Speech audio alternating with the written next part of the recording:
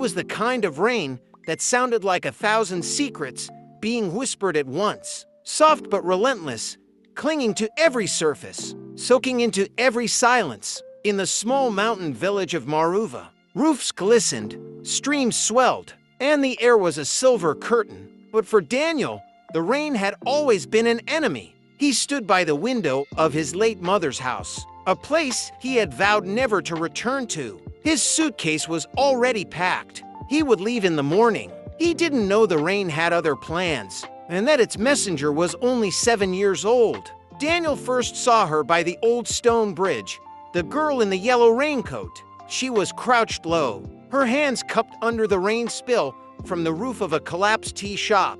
The water pooled in her palms, overflowing into a tiny metal cup at her side. "Don't you know that's dirty?" Daniel called, more annoyed than concerned. She looked up. Her eyes weren't afraid of him.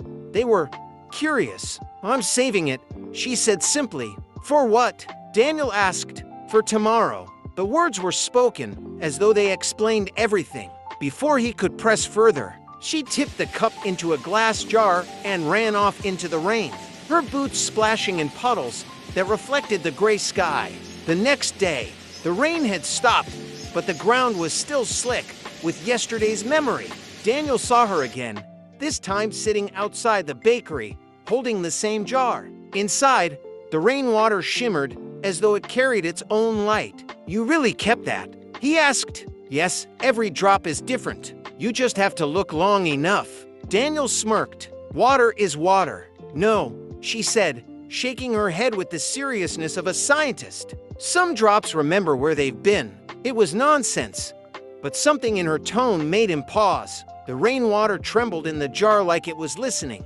That evening, Daniel went to the village library to escape his thoughts. He found an old photograph, his mother, smiling under a leaky roof, catching rainwater in a cup. The caption, written in her hand, read, "The sky always returns what it takes." The words hit him in the chest. He had been angry at the rain because it was raining the day she died. On the mountain road, tires slipping on wet stones. He had cursed the sky every year since. But now, he remembered her laughter in the rain. How she told him that storms were the Earth's way of cleaning the air. On the third day, Daniel followed the girl in the yellow coat. She led him to the old well at the edge of the forest. The jar was now full to the brim with rainwater. She poured it slowly into the well, whispering something he couldn't catch. "Why here?" Daniel asked. "This well is thirsty, and my brother's sleeping inside." Daniel froze.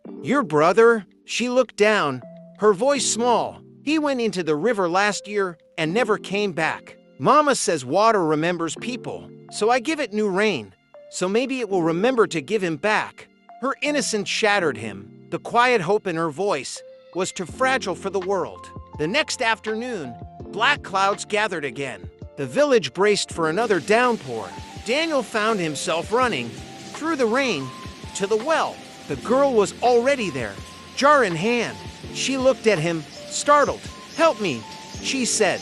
Together, they caught rain from the sky, their hands trembling from cold and something else entirely. They filled the jar again and again, pouring it into the well until the water's surface shimmered silver. And then it happened. The rain slowed, as if holding its breath. The surface of the well rippled in an odd rhythm, almost like a heartbeat. A single leaf floated upward against the pull of gravity, landing in the girl's palm. She smiled through tears. "He's saying hello." Daniel didn't believe in miracles, but at that moment, he didn't need to. When the storm passed, Daniel stayed in Maruva. He fixed his mother's roof. He built a rain barrel in the square. He learned to walk in the rain without cursing the sky. The girl in the yellow coat kept saving her jars of tomorrows. But now Daniel kept one too, because he understood. Adults spend so much time avoiding storms. They forget that a child will run straight into them, hands open, ready to catch what falls. Some drops remember where they've been, and some, if you're brave enough to hold them, will show you how to return. Please like, share, and subscribe for more insightful content.